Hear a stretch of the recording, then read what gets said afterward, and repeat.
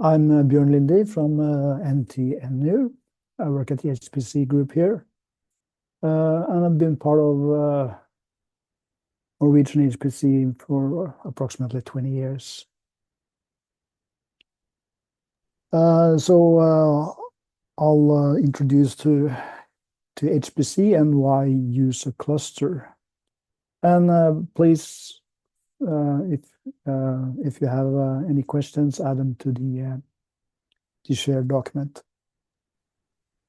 Yeah, can I just add? So I'm Maiken. I will teach together with Bjørn today.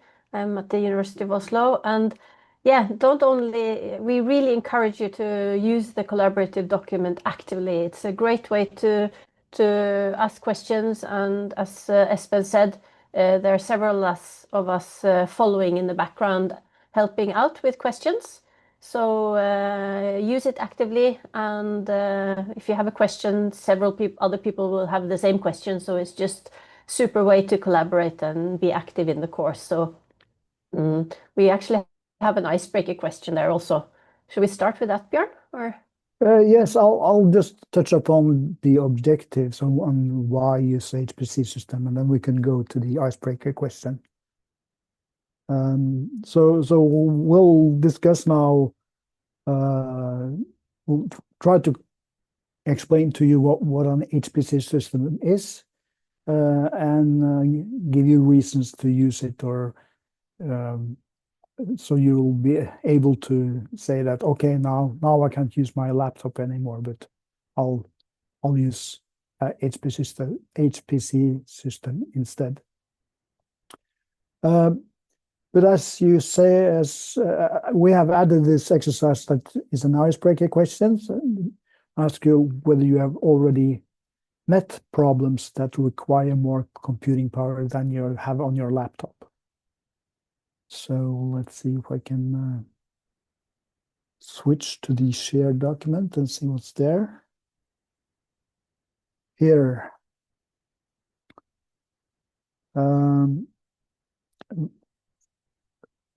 Where if you have answered that, so I guess what can we conclude from that, Maiken? That everybody are satisfied with their laptops, or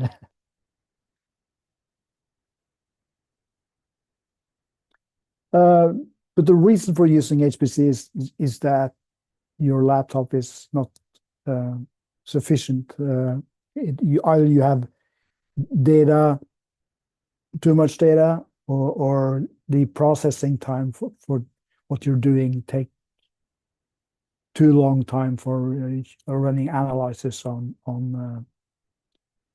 a laptop. Yeah, right. Here we have one week to do your analysis, and then you do a mistake and you have to redo it. 16 gigabytes of RAM on a laptop, and yeah, that's a hard boundary condition.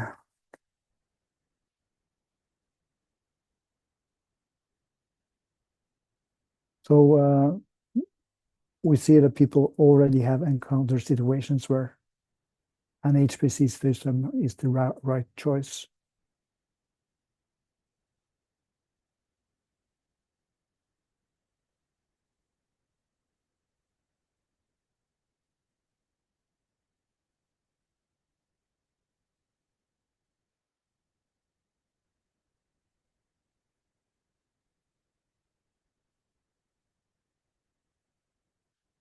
Yes. So here we have a simplified model of a laptop. So what a laptop consists of is input part and an output part, and then you have the central processing unit with memory. This is very schematically shown here. And as you already have, some of you mentioned that the memory can be too low, or the data volume that you get from the disk is too large, then you really have to get onto another system. So when the task to solve becomes heavy, the operation are typically outsourced from a laptop to something elsewhere. And that is then servers of some type, and in special cases, HPC systems.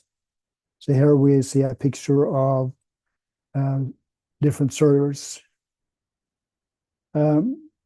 But servers can be standing isolated and just provide a service like a Google Map, for instance, or other things, or other things that you need outside your laptop. With the HPC systems, these servers are tightly connected, and they serve you then with computations or with large language models, for instance.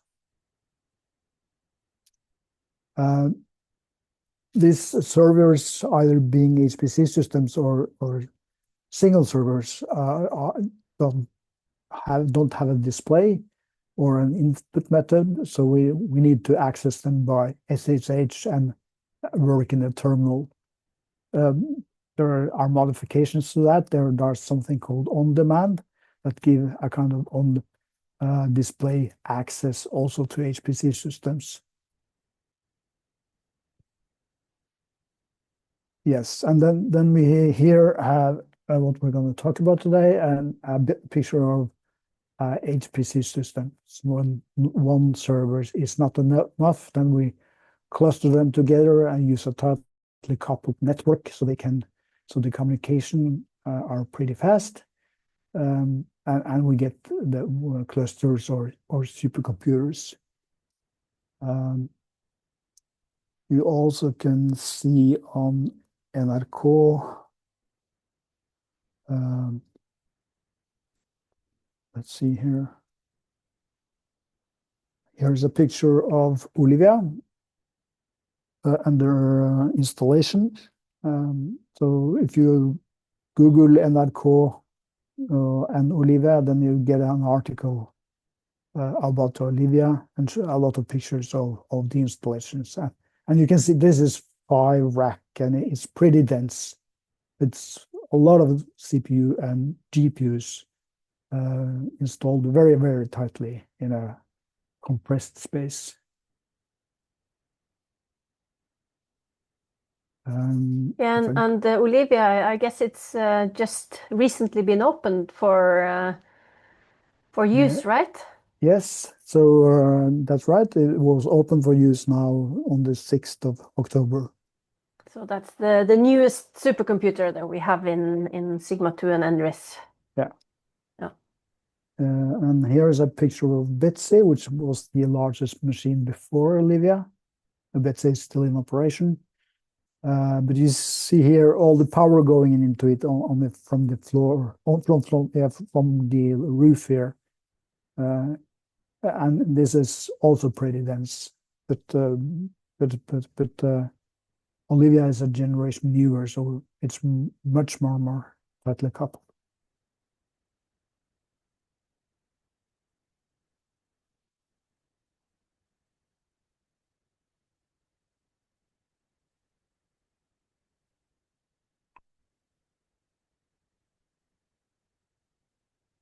Yeah, so the methodology of writing the input data, configuring the program options, and retrieving the results are quite different on a laptop.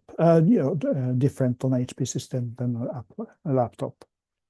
And as we have said, it's the command line that's the primary interface that you use for working on HPC systems.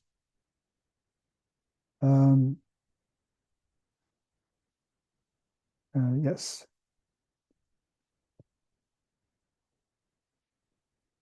You have anything to add, Maiken? No, I think that's anyway, we're going to talk more about these things. And the reason I think why this comparison here between HPC and cloud is is kind of added. I think it's because people don't quite understand what the cloud is and what an HPC is, and so if you're interested, you could have a look to understand a bit the differences between the two or the similarities. So it's not essential for the course, but it's as a piece of information that. But in the cloud, you have a more a single service that just provides you, yeah, like like a map service or an email service or. Well, there are clusters also in the cloud, and some cloud services also offer kind of HPC flavored setups where there are some proper links between the nodes. But yeah, it's typically used for a bit of different types of use, but you can have some similar HPC-like setups also. Right. But yeah. And there are also university clouds. So when we talk about cloud, we're not just talking about Google or Amazon or these larger companies. There are also universities also have some cloud solutions, like for example, University of Oslo and Bergen. They have NREC, which is, I guess, the Norwegian Research and Education Cloud or something like that, if I remember correctly. It sounds very correct. Something like that. And I think there will also be similar in connection with Olivia, if I've understood correctly. So that's yeah, kind of a system where you can basically fire up your virtual machines, and it's more flexible than what you get on HPC. And as you said, you can run services there. So let's say you have your own service where you, for example, want to give other people access to some, let's say, your own personal weather report or something like that, that you want running all the time. Then you could start that on the cloud. Right. But it's more like virtual machines that you. So and these virtual machines can then be more constrained with respect to CPU and memory, I guess. Well, yeah, both yes and no, I guess. I think there Mm. are some offer really large, good machines that have GPUs for machine learning, if you know about those things. And so yeah, I guess it's just a different thing. There are similarities and there are um, differences, but in this course, we will focus on the traditional HPC systems, which are these servers, these machines that are all connected together.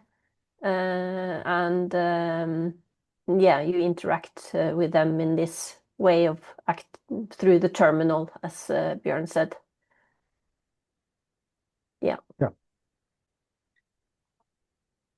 Okay, so then we're discussed partly clouds and HPC.